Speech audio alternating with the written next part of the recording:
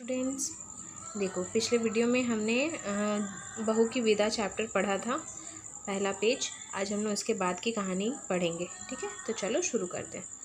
प्रमोद, यह जानकर भी जीवनलाल, अपना निर्णय सुना चुका हूँ, विदा नहीं होगी। मतलब प्रमोद जो कमला का भाई है वो अपनी बहन को लेने आया है, पर जीवनलाल मना कर दिए हैं, वो उसे विदा नहीं करेंगे। प्रमोद, यदि मैं कमला को बिना लिए गया तो माँ का हृदय टूट जाएगा। जीवनलाल, मैं मजबूर हूँ। अगर माँ बहन का इतना ही ख्याल था तो दहेज पूरा क्यों नहीं दिया। मतलब उस दहेज के वजह से वो जीवनलाल प्रमोद की बहन कमला को विदा नहीं कर रहे हैं, ठीक है। प्रमोद दीन स्वर में, मतलब बहुत ही उदास होकर, बहुत ही नम्रता के साथ बोलते हैं, अपनी सामर्थ्य के अनुसार जितना भी हो सका हमने दे दिया, फिर भी अगर। जीवनलाल कड़े स्वर में, अगर तुम्हारी सामर्थ्य कम थी तो अपनी बराबरी का घर देखते, झोपड़ी में रहकर महल से नाता क्यों जोड़ा। मतलब दहेज की वजह से दोनों के बीच में थोड़ा बहस हो रहा है। प्रमोद बहुत ही रिक्वेस्ट कर रहा है जीवनलाल से कि उसकी बहन को विदा करे, क्योंकि अगर उसकी बहन नहीं जाएगी तो उसकी माँ का दिल टूट जाएगा। लेकिन जीवनलाल एकदम अकड़ में है, वो कड़े स्वर में बोलते हैं, उसे बहुत बुरा भला कहते हैं कि अगर औकात नहीं था तो फिर उसे अपने बराबरी में ही देना चाहिए था, इतने ऊंचे घर में क्यों दिया। प्रमोद हाथ जोड़कर, मतलब उसे हाथ जोड़कर विनती कर रहा है कि उसकी बहन को उसके साथ विदा किया जाए। जीवनलाल उठकर आवेश में टहलते हुए, देना तो दूर बारात की खातिर भी ठीक से नहीं की गई। मेरे नाम पर जो धब्बा लगा, मेरी शान को जो ठेस पहुंची, भरी बिरादरी में जो हंसी हुई, उस करारी चोट का घाव आज भी हरा है। जाओ कह देना अपनी माँ से कि अगर बेटी विदा कराना चाहती है तो पहले उस घाव के लिए मरहम भेजे। ये जो लाइन है ना, पहले उस घाव के लिए मरहम भेजे, यहाँ का इसका मतलब है कि जीवनलाल मतलब दहेज के लिए इतना ज़्यादा उसे फोर्स कर रहे हैं कि जब तक उसकी बहन जब तक उसे दहेज नहीं मिलता तब तक वो उसकी बेटी को विदा नहीं करेंगे। अगर बेटी को विदा करना है तो मरहम भेजे, मतलब दहेज का जो पैसा बाकी है वो उसके पास भिजवाएं। प्रमोद जी, आप इस समय तो विदा कर दें, हम गौने में आपकी हर मांग पूरी करने की चेष्टा करेंगे। गौने का मतलब होता है शादी के बाद मतलब लड़की जब अपने मायके में रहती है उसके बाद वापस जब अपने ससुराल जाती है तो वो जाना ही गौना कहलाता है, ठीक है। ये बोलता है बेचारा कि अभी जाने दे दीजिए, गौना मतलब जब होगा, जब वापस वो अपने ससुराल आएगी तो उस वक्त ये पूरा चेष्टा करके उसे दे देगा। जीवनलाल, मैंने दुनिया देखी है प्रमोद, ये बाल धूप में सफ़ेद नहीं हुए हैं। और तुम, उत्तेजित स्वर में, कल के छोकरे मुझे बेवकूफ़ बनाना चाहते हो।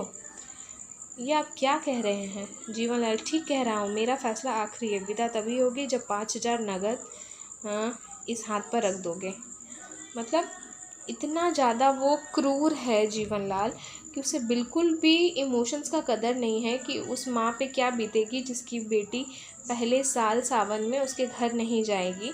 बेचारा भाई हाथ जोड़कर उसे रिक्वेस्ट किए जा रहा है कि यहाँ तक भी बोल रहा है कि उसे अभी जाने दो, वापस जब वो गौना पे आएगी तो उसका सारा डिमांड वो पूरा कर देगा। लेकिन इतना समय भी जीवनलाल उस प्रमोद को नहीं देते हैं। प्रमोद आवेश में, यह तो सरासर अन्याय है, शिकायत आपको हमसे है। उस भोली भाली लड़की ने आपका क्या बिगाड़ा है जो विदा ना करके आप उससे बदला ले रहे हैं। अगर रमेश बाबू होते, रमेश मतलब कमला का पति। प्रमोद अब थोड़ा गुस्सा हो जाता है, मतलब क्योंकि उसकी बहन के साथ अन्याय हो रहा था। गलती तो उसके माँ बाप से हुई कि उसे दहेज नहीं दिया, लेकिन विदा ना करके एक तरह से उस लड़की पे शास्ति कर दिए जा रहा है जीवनलाल। लेकिन जीवनलाल को कोई फ़र्क नहीं पड़ता। जीवनलाल कहता तो वो क्या कर लेता, मेरे सामने मुंह खोलने की हिम्मत नहीं है उससे, वो मेरा बेटा है। तुम्हारी तरह बड़ों के मुंह लगने की बदतमीजी करने वाला कोई आवारा छोकरा नहीं है।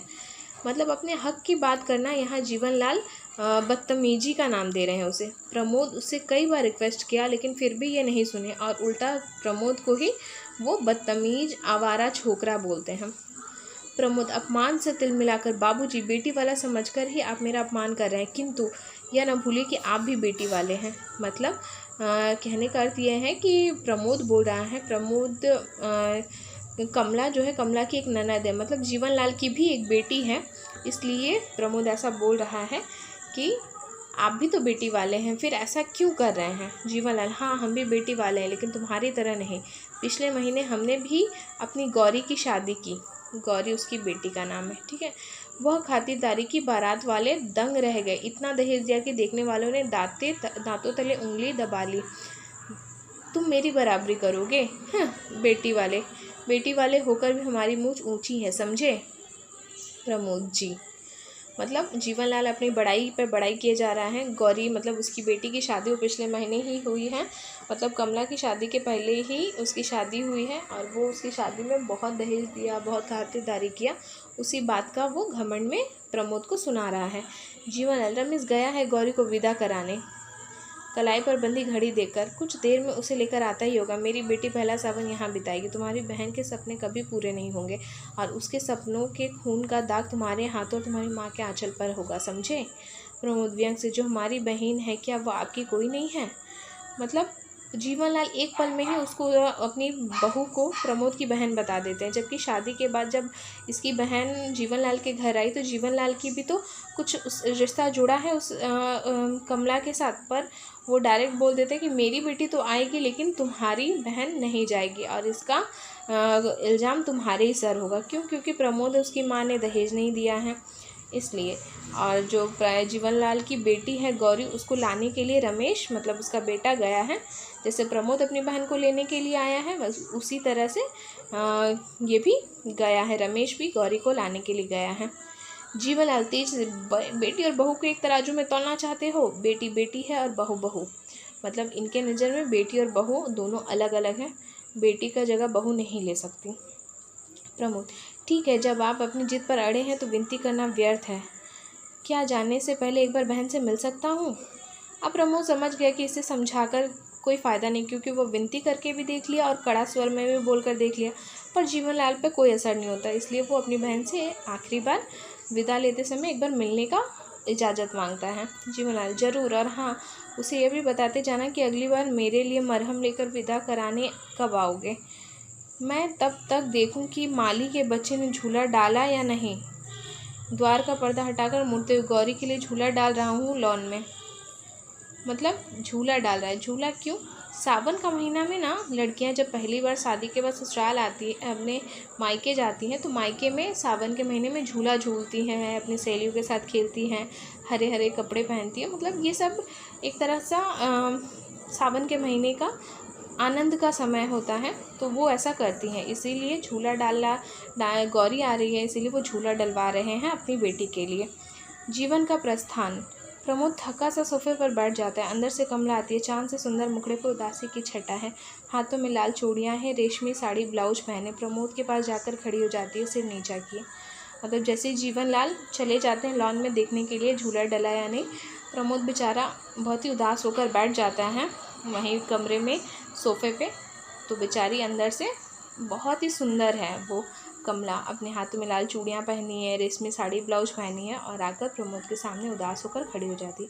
क्योंकि हर लड़के का सपना होता है अपने मायके जाने। मायके से अलग एक जुड़ाव होता है जिसे जीवनलाल बिल्कुल भी समझ नहीं पा रहे थे और प्रमोद भी उसे समझाने की बहुत कोशिश की, पर जीवनलाल अपने ही जिद पे अड़े थे। आज हम लोग यहीं तक पढ़ेंगे। जितना मैंने पढ़ाया है 2 पेज, उसे तुम लोग पूरा रीड करना, अपने से समझने की कोशिश करना और जिस तरह से मैंने समझाया उसे अपनी भाषा में तुम लोग मुझे बोलकर बताओगे।